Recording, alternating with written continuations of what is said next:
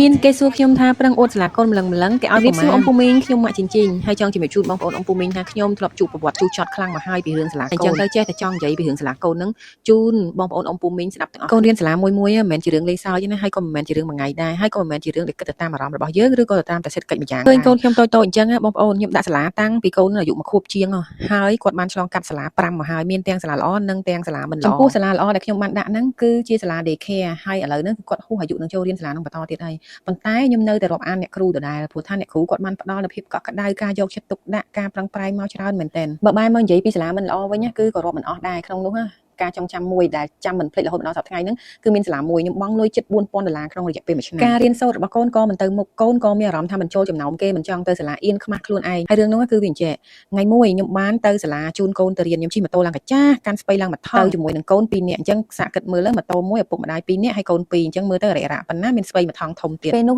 ខាងសាលាគេមើលខ្ញុំលើក្រោមហើយសួរខ្ញុំថាយកស្ពៃទៅលក់មែនហើយការមើលហើយការសួរហ្នឹងមិនមែនសួរក្នុងន័យគួរសមទេណានឹងទឹកមុខគេគឺបង្ហាញហ្មងថ្ងៃបន្ទាប់មកទៀតគេបានណាត់អាណាព្យាបាលទៅជួបនៅខាងសាលាហើយគេបានសួរនាំច្រើនពីប្រវត្តិការរៀនសូត្ររបស់កូនពីសាលាចាស់គេនិយាយហ្មងថាកូនមកឯងរៀននៅខេត្តអញ្ចឹងមករៀននៅពេញអត់ចុះចំណោមគេអញ្ចឹងហើយអញ្ចឹងសាលាតម្រូវឲ្យបងធ្វើអញ្ចេះហើយស្រាប់តែខ្ញុំភ្ញាក់កញ្ញាហ្មងព្រោះថាកូនខ្ញុំមិនដែលរៀននៅខេត្តទេគឺរៀននៅពេញរហូតហើយជំរាបបងប្អូនតាមត្រង់ក្នុងចិត្តខ្ញុំគឺគិតថា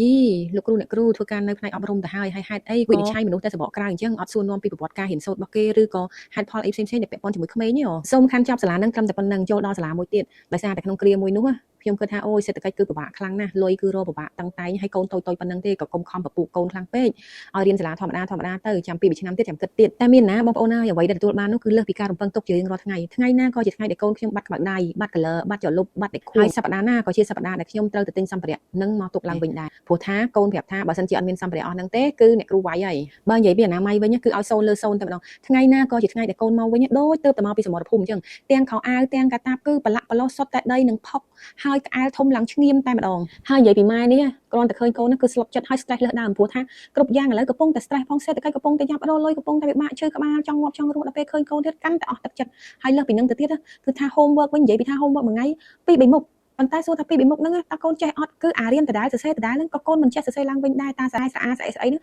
ក៏គាត់សរសេរមិនត្រូវប្រកបមិនចេញផងហើយថ្ងៃណាក៏ជាថ្ងៃដែលឆ្លោះជាមួយកូនធ្វើ homework ដែរគ្រាន់តែនឹកឃើញដល់ស្ថានភាពហ្នឹងក៏ឈឺក្បាលដែរពីរអ្នកប្តីប្រពន្ធតទល់រស់ស៊ីមើលខែផ្ទះហើយត្រូវទប់ទល់ជាមួយនឹងកូន homework ជាមួយនឹងបញ្ហារបស់កូនទៀតអូនិយាយពីថា